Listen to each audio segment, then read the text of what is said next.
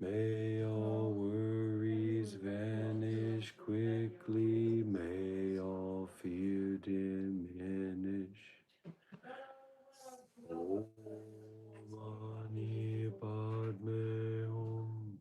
Om Mani Padme Hum. Om Mani Padme Hum. Om Mani Padme Hum. May all suffering come to an end. May all suffering come to an end. May all obstacles vanish. May all difficulties disappear. Om Mani Padme Hum. Om Mani Padme Hum. Om Mani Padme Hum. Om Mani Padme Hum.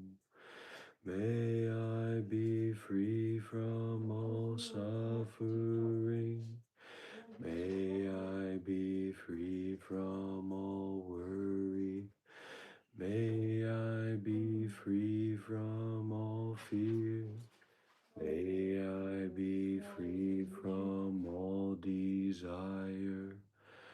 Om Mani Padme Hum. Om Mani Padme Hum. Om Mani Padme Hum. Om Mani Padme Hum. Om Mani Padme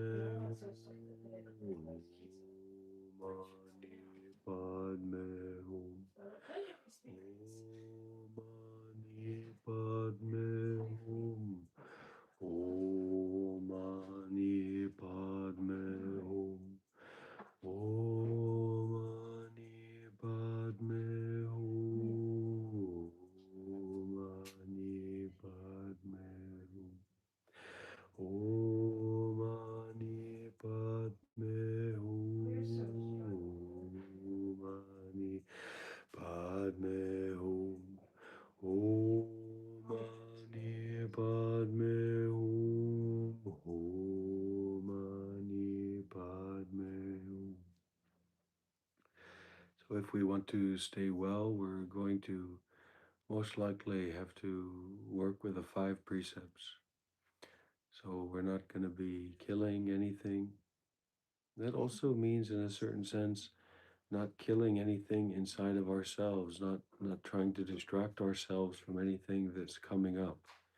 We have to bite our lips and bite our tongue and grit our teeth and endure and be with what comes up.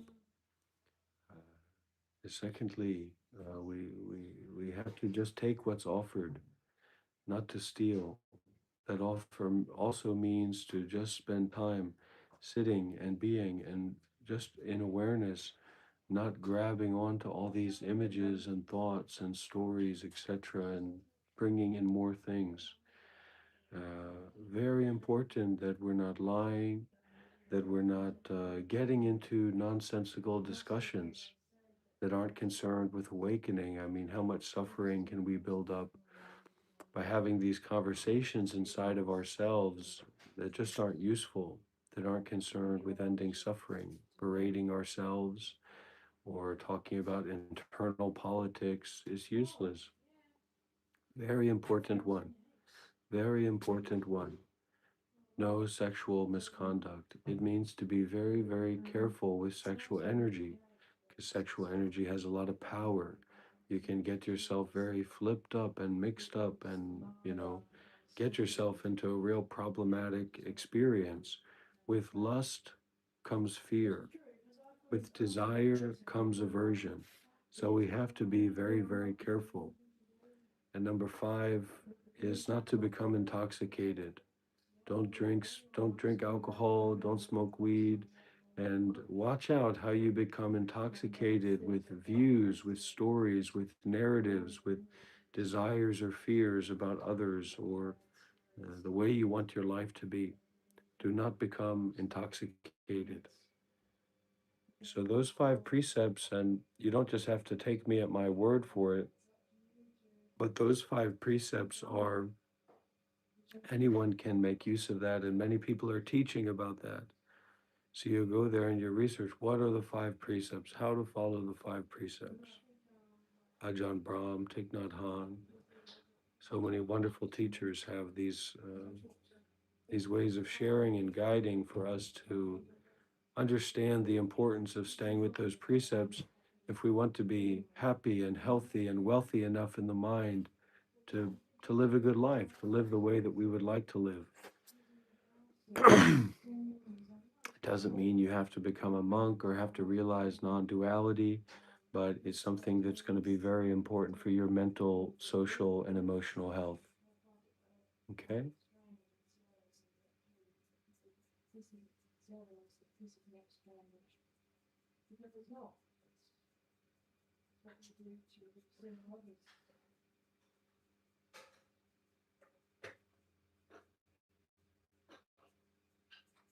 We think that we're going to get a quick fix, or we're going to be able to have a nice, pleasurable experience, or we think that we're going to be able to avoid some difficulty or unsatisfactoriness, but actually we're just creating more tangles and knots and stickiness inside of ourselves and localizing that mind, contracting that mind into this particular kind of person that has these particular kind of needs and desires and fears. And this is where all the suffering comes from, this contraction of self, this contraction of someone, this contraction, this contract of meeting your desire, this contract of avoiding what you'd rather not experience. And it's all within ourselves. Even everything here is within yourself. This whole world, this whole reality, this whole life is like a bubble inside of the mind. And actually, the mind doesn't belong to you. You is just like an appearance in the mind.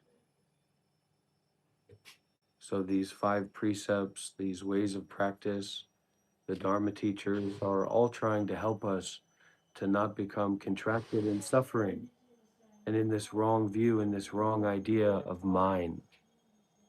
Mine is a poison. Mine is a disaster. Mine is the source of all of our sufferings and confusions. Even this body is not yours, not mine.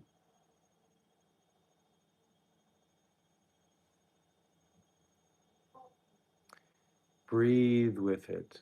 Sit comfortably, sit upright. Don't have any other noises or distractions going on. And breathe with that feeling and allow that feeling. Okay?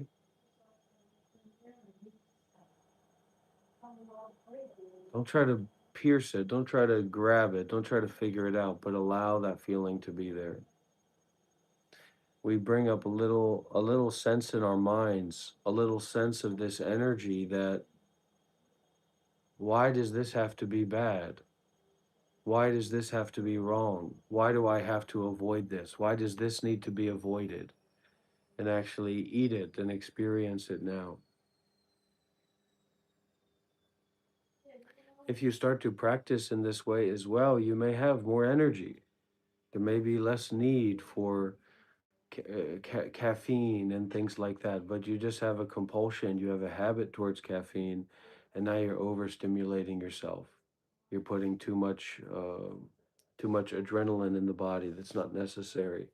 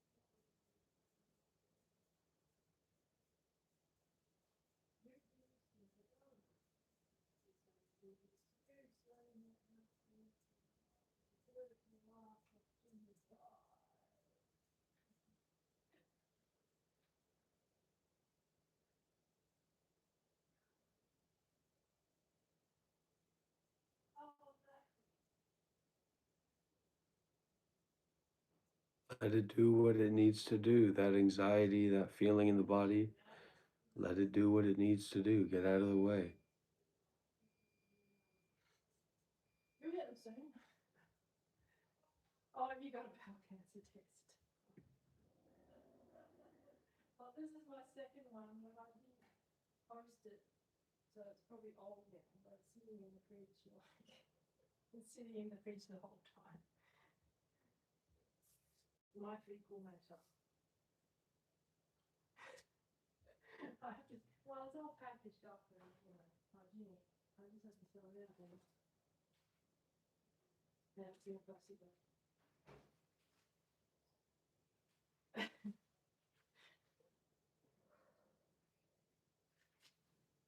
Feel it.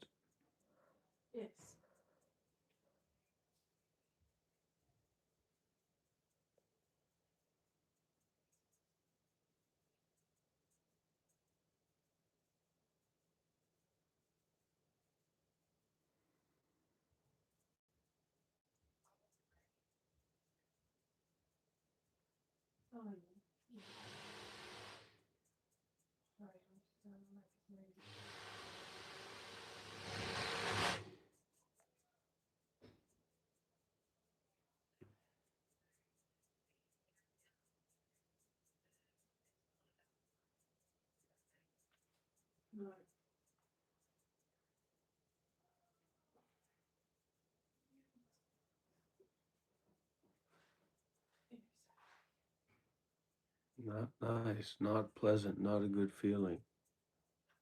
It doesn't need to be anything.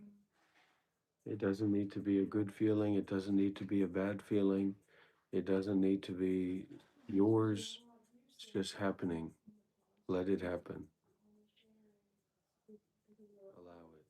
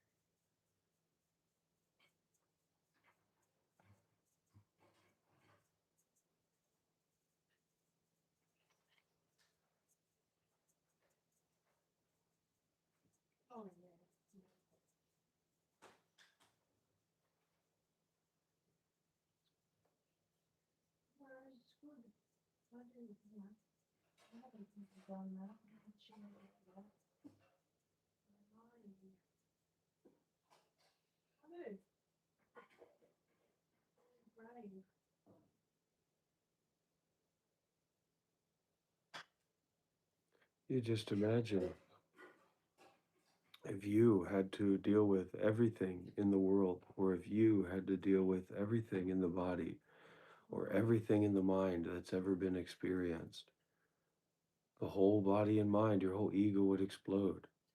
So that actually is already what's taking place. This is everything. All the good, all the bad, all the right, all the wrong, all the potential for pleasure, Would we wake up if we didn't have, would we wake up if we didn't have the good opportunity to experience pleasure during the day, to enjoy a coffee or to see our friends or our partners or our relationships? So that's why people become bedridden with depression or anxiety or what have you. But this is waking up with all the pain that could possibly be experienced, with all the pleasure that could possibly be experienced, waking up and being with everything. It's not constricting around trying to meditate and trying, go where? Where are you trying to go meditating? What are you trying to do? Everything is already unfolding and happening and sharing right now. Everything is already releasing itself right now. So you be the witness or you be the awareness that allows the non judgment to take place. You don't want to be judged. You don't want your family, your friends, your beloved ones to be judged by someone, right? So you can now embody this non-judgment towards all the sensations in the body,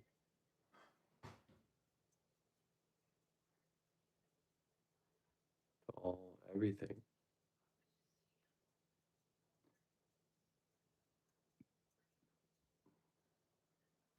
Wakeful, activate, get up, get out.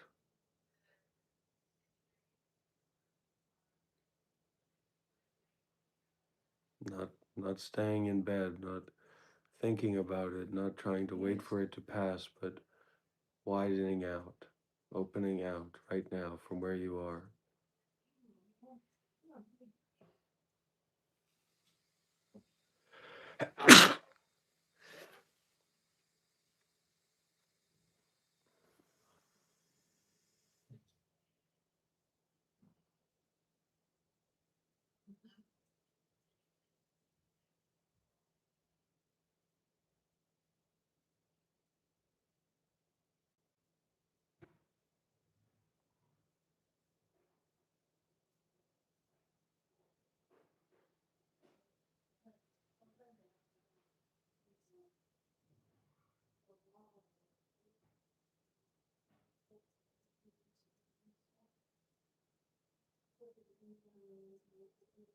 Let your body relax, let your ears relax, let your eyes relax.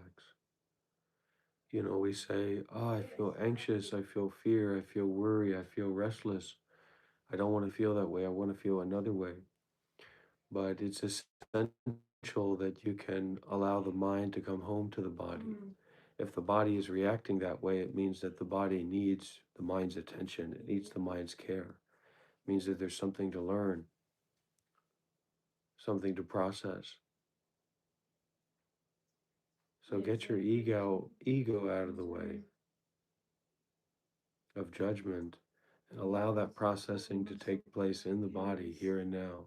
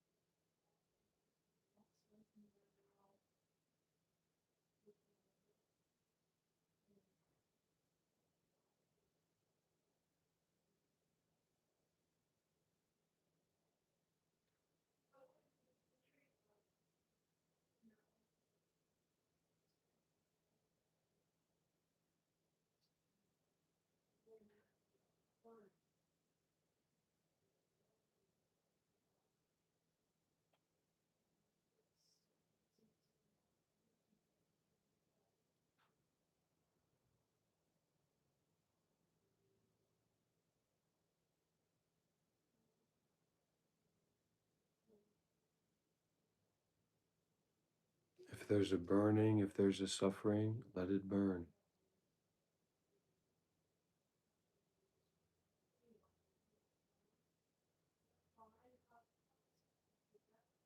Let the attention be in the body.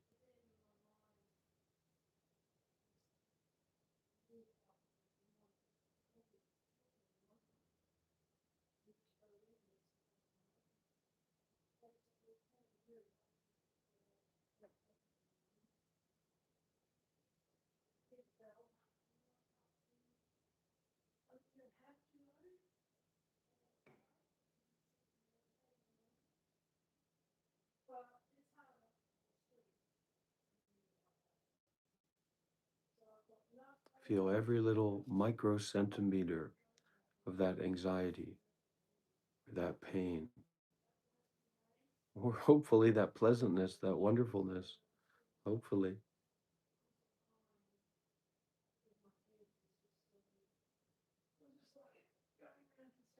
But can we relate a little bit differently to that pain, to that fear, where it may be fear, it may be pain, but it's something that we're less prone to be averse to.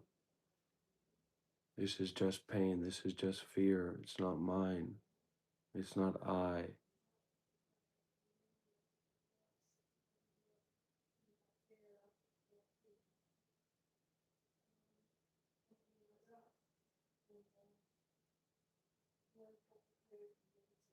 Can we sit there and endure and be with that pain or that fear or whatever it might be?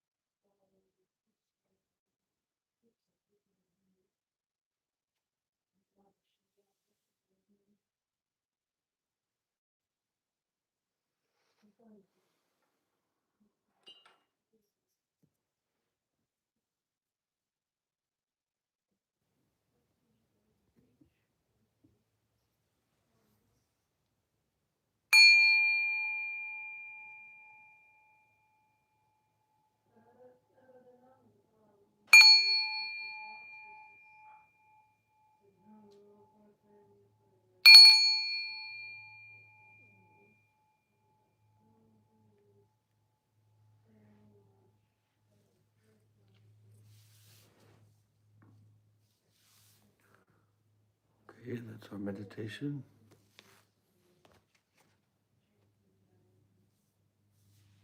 Now we have time to ask questions.